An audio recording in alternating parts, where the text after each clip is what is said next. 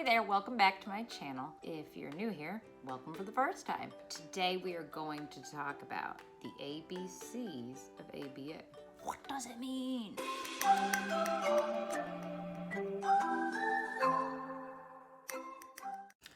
Today is the day we talk about ABCs with ABA, Antecedent Behavior Consequence. Let's get into it. So in applied behavior analysis, we have the ABC data. A is for antecedent, so what's going on before a behavior happens. B is for behavior, and then C is for the consequence. What is happening immediately after that behavior?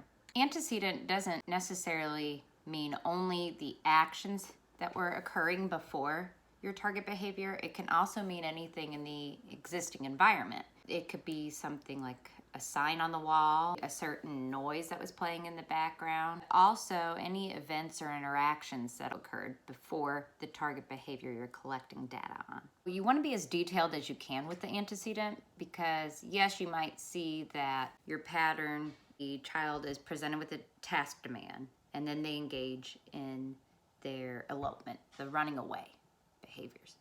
It would be easy to say that it's simply task demands, but in the event that we want to use an antecedent intervention, we would want to know whether or not it's the same work being presented every time. You need to know if it's math work that's presented, not just work presented.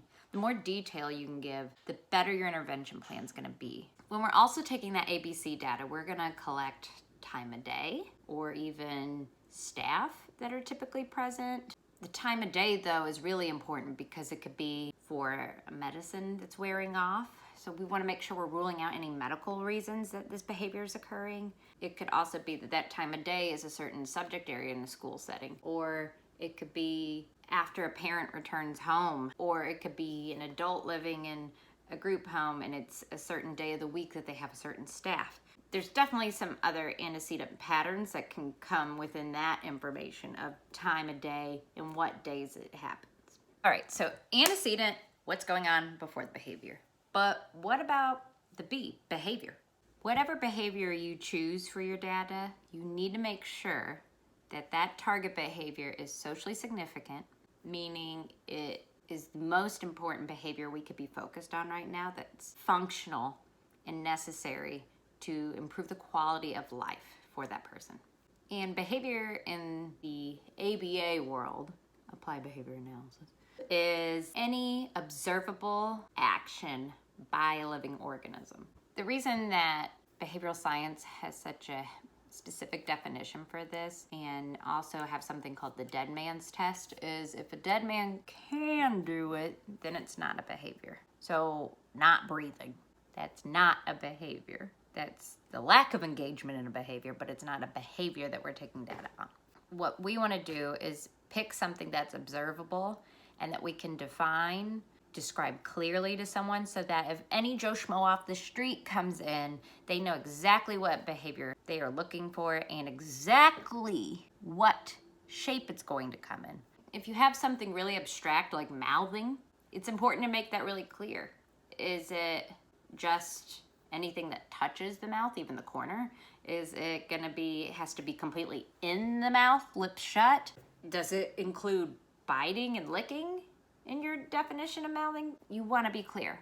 Be as literal as you can and give a really good description of even if you have noticed a pattern of it's most likely to occur when given a task demand. It's most likely to occur when denied access to the iPad. Whatever the situation is, paint the picture for your data collector. The more literal your definition, the more accurate data you're gonna get across the data collectors, if you will.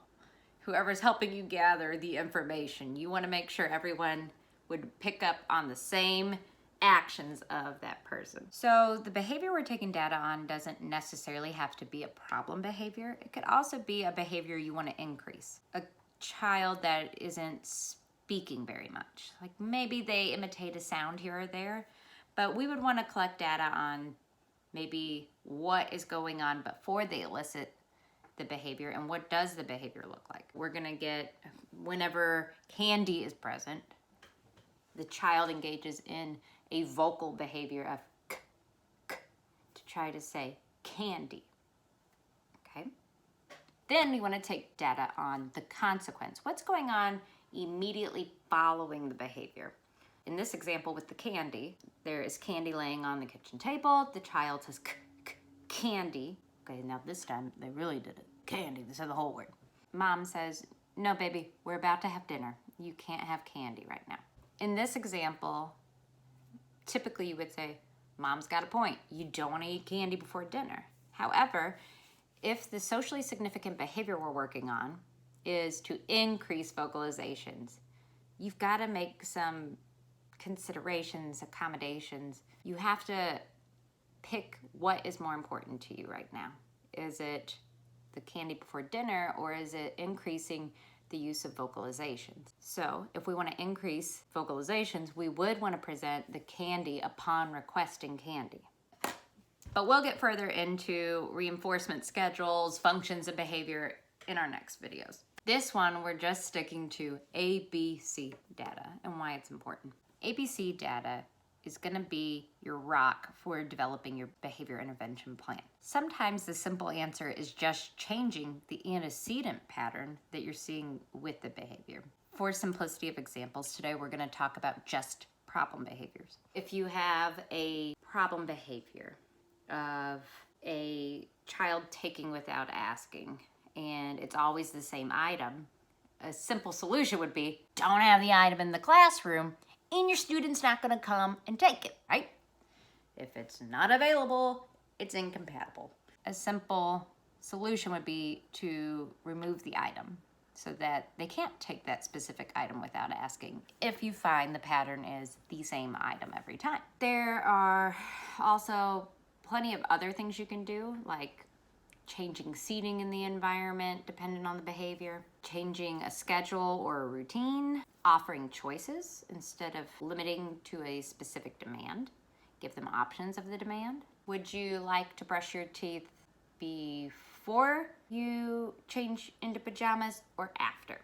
It's incredible how many things our kids don't get to decide and we just tell them to do. So it makes a huge difference if you can give them choices whenever you have an opportunity. But it doesn't mean they necessarily have to escape things either. Like the example with the brushing teeth. We just gave the child the option of when they want to do it, not if they want to do it. You can change the manner that you give instructions. That is especially helpful for teachers. Sometimes it's even just adding in a step in your intervention for your antecedent. It could be giving a warning that you guys are about to transition. Hey buddy, in a minute, we're about to go from lunch back to the classroom. So whatever you're eating, I just want to give you a heads up that it's almost that time. So antecedent interventions can be very effective, and it's definitely the proactive approach. Personally, I prefer consequence interventions, and that is because, okay, so antecedent intervention, right? Seems simple because you're removing whatever could make the problem. So let's say, for example, you have a kid that doesn't like accessories of some sort, whether it's hearing aids or hats or glasses, what have you. Sure, in the school setting, you could say before like an IEP meeting, right? Let's say it's an older kid that's gonna attend the meeting, 14 and up, at least in Alabama, I don't know other places.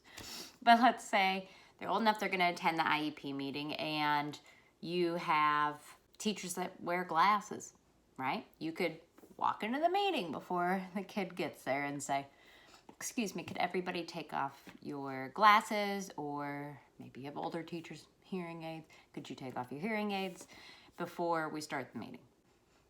You could do that, but that also presents the problem of what about the teacher that needs the hearing aid? Are they not going to hear the IEP meeting? Or can you do that in every circumstance with strangers who don't know the situation? Let's say you walk into a movie theater and you're with that family member, right? Like that is your family, and they don't like glasses. Can you really go into the movie theater and ask everyone to take off their glasses? I mean, they paid to see the movie too, so you can't really do it in that situation. So what I prefer is more of the consequence intervention and practicing tolerance in a sense, which would be more about what to do with being uncomfortable with somebody wearing the hearing aid or glasses. So let's say it's a hat. I would prefer to wear the hat when I'm working with them and show them how to practice either like squeezing their hands together while they wait. I would also work on shaping up waiting. So using your words to ask, hey, do you mind taking that off? And then waiting, at least dependent on the kid, let's say 5 seconds. 5 seconds, and then I would remove the hat. And then the next period of time after we've really mastered that time frame, we would go to longer and longer. And eventually we would go to people being able to say, no, I'd like to leave my hat on. And then we would work on being okay with clasping our hands together or removing ourselves from the situation, whatever new appropriate behavior we want to teach, instead of taking the hat without asking. So with that consequence intervention, I'm teaching to a new appropriate behavior rather than just avoiding the problem behavior altogether. Because there's gonna be circumstances where you can't avoid whatever that cue is for your problem behavior. So that's my personal reason why I prefer one over the other, but that doesn't mean I'm opposed to antecedent interventions. I do think there are plenty of circumstances where it can be as simple as changing a seating arrangement in the classroom. And that is something that you can keep going with throughout that school year. So there is a time and a place for both of these types of interventions. All of this data is going to give us the picture of which function or the why behind a behavior is influencing the future likelihood of them engaging in this behavior again or not engaging. And guess what? You might be surprised by this. There are only 4 reasons any human does anything. Mind blown. Emily, you mean to tell me there's only 4 reasons us very complicated mammals do anything? Yep, that's what I'm here to tell you. There's only 4 reasons. The 4 functions of behavior include attention, meaning to gain access to someone looking, speaking to you, any of that. And also verbal reprimands count as attention because some people are like the paparazzi and they believe bad attention is still good attention, it's attention. So, attention, tangible, so to gain access to an item. And then you also have escape or avoidance, trying to get out of doing something or get away from someone or something. And then automatic. And automatic is something that's self-maintaining. It's not necessarily something that can be removed from you. It's usually a self-soothing reinforcer, such as like twirling my hair. Unless you're gonna come in and shave my head or chop off my hands, it's something that I can do on my own. It's not anything that you get to keep from me. So automatic, think automatically back to you. But we'll get way more into the functions of behavior later on. I think that's enough for today. Thank you for watching, and I look forward to sharing with you the functions of behavior in our next video. Feel free to subscribe if you're looking forward to that. Also, if you don't mind sharing, liking, commenting with any questions you have in relation to ABA, I would love to answer those for you. Until next time.